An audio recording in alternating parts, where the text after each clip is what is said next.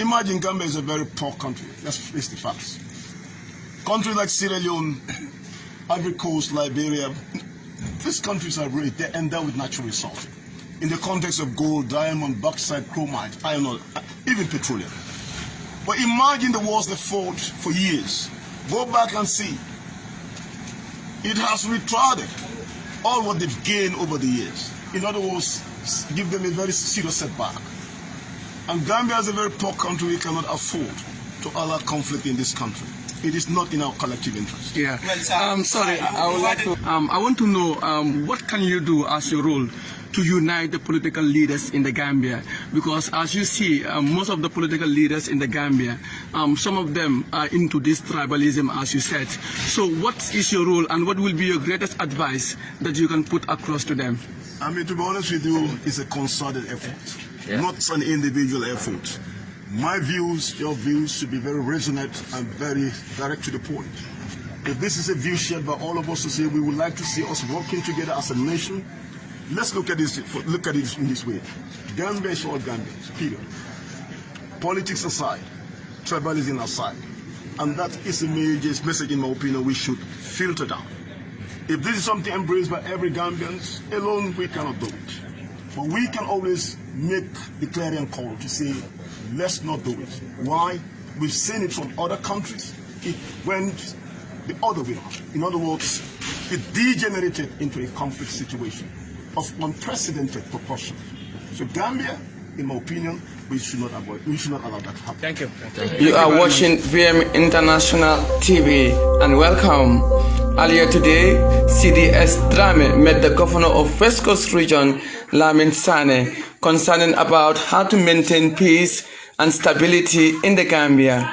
He addressed the people and the nation that peace is life and conflict will only divide us as Gambians and nothing else. He added by saying there is no room for tribalism in the Gambia.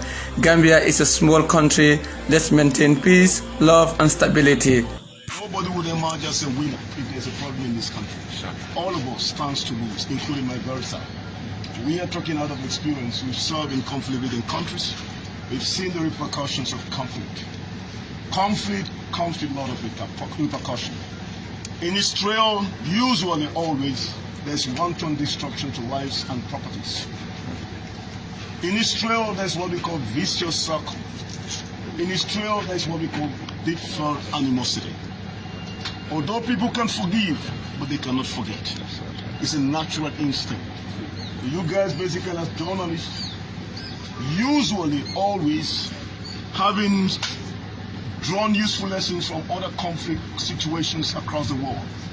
What is the main cause of conflicts in Africa?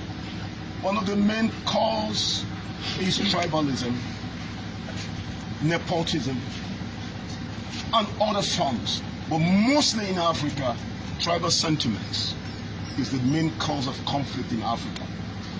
In Rwanda, within 3 months, within the span of 3 months, over 800,000 lives were perished. Those were the lives accounted for. Imagine those who died unaccounted for. And again, what was the cause of that war, civil war in Rwanda? Is tribal sentiment. Hutu, Tutsi. You ask yourself, what is the importance? Within 90 days, over 800,000 lives got perished. In Sierra Leone, even though it could perhaps be attributed to bad governance, but again, one of the underlying causes is tribal sentiments. In Liberia, tribal sentiments. In Cote d'Ivoire, tribal sentiments. The list would go on and on. Research were done, and they came to a conclusion. Most of the causes of conflict in Africa is as a result of tribal sentiment. Drawing that into the Gambia context, relationships are so interwoven. Our relationships are so interwoven. Why should we, as Gambians, allow tribal sentiment to creep into the fabric of this fine institution, or fine nation? Let me be very clear. No individual tribe stands to win if there is a conflict. All of us would be a loser. I'm talking out of experience.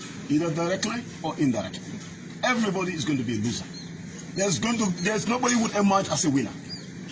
Nobody would emerge as a winner. Virtually everyone is going to be a loser, directly or indirectly. So we have a choice to make.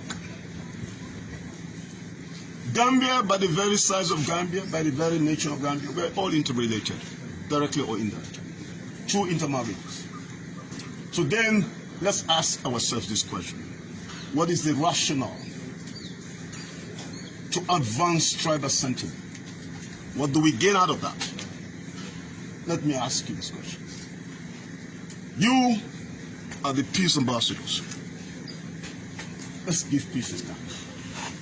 Politics should not divide us. Tribal sentiment should not be encouraged, but rather should be condemned.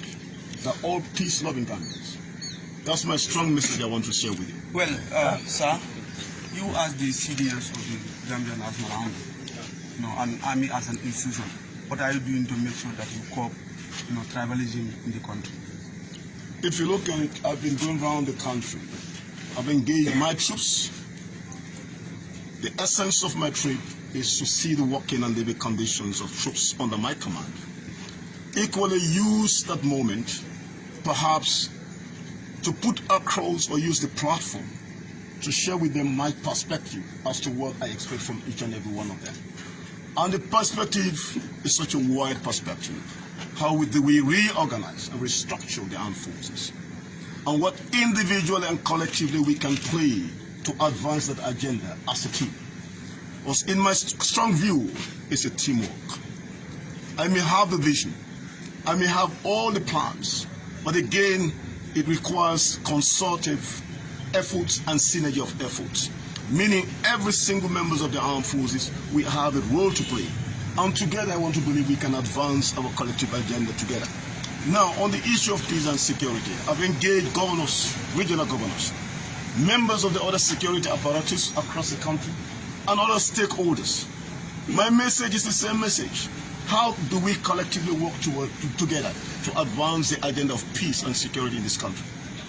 Like I mentioned earlier on, it is in our collective best interest, as individuals, as institutions, as a nation, as a region, that we all work together to advance the culture of peace and tolerance. Because why? We all stand to gain together. And nobody would emerge as a winner if there's a conflict in this country. And one way we can do that, we must be very accommodating. We must be tolerant. And of course, we should see ourselves as Gambian. And Gambia for all Gambians. That's my stake. Because I'm talking out of experience. I've seen the repercussions of conflict, not hearsay. Meaning I've served in conflict-ridden countries. In other words, I'm drawing from those lessons. We've seen the repercussions of conflict. It retards progress. The economic, social, and political fabrics of a society is going to be seriously retarded if there's a conflict in any country. So nobody, imagine Gambia is a very poor country. Let's face the facts. Countries like Sierra Leone, Ivory Coast, Liberia, these countries are rich. They're endowed with natural resources. In the context of gold, diamond, bauxite, chromite, iron ore, even petroleum. But imagine the wars they fought for years. Go back and see. It has retarded all what they've gained over the years. In other words, give them a very serious setback. And Gambia is a very poor country. We cannot afford to allow conflict in this country. It is not in our collective interest. Yeah. Well, sir, I'm sorry. I would like to. You had a closed-door meeting with the governor, Mr. Sane. What was the theme of the discussion? I mean, like I said, I've been going around meeting governors, and the message is just the same message. Those governors basically represent clans, societies, groups, and we want to believe as an institution we cannot do it by ourselves alone. That is to say, even though we're endowed, we're the custodians of the constitutions, we are the vanguard when it comes to the integrity and sovereignty of this country. Notwithstanding, the armed forces as an entity cannot do it by themselves alone. Hence, there's a need for collaboration and cohesion of efforts across all sectors and all areas of organization, which is why we believe the governors, they have a critical and pivotal role to play.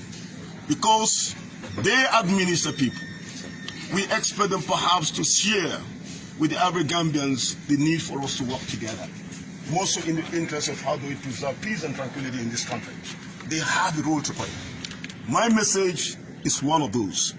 And also, how perhaps we should denounce violence in this country. How perhaps we should not allow politics to divide us further. Politics is a process. After politics, in my opinion, let's move forward. That's my stick. But if we allow to be hindered by philosophy or ideologies, that would perhaps be very detrimental to the coexistence and cohesion of this country, let's think, is it in our interest? In my opinion, definitely it's not going to serve our interest. One more before you go. I would love to ask this question. My name is Musa Trawale from Home Digital FM. I want to know what can you do as your role to unite the political leaders in the Gambia? Because as you see, most of the political leaders in the Gambia, some of them are into this tribalism, as you said. So what is your role and what will be your greatest advice that you can put across to them?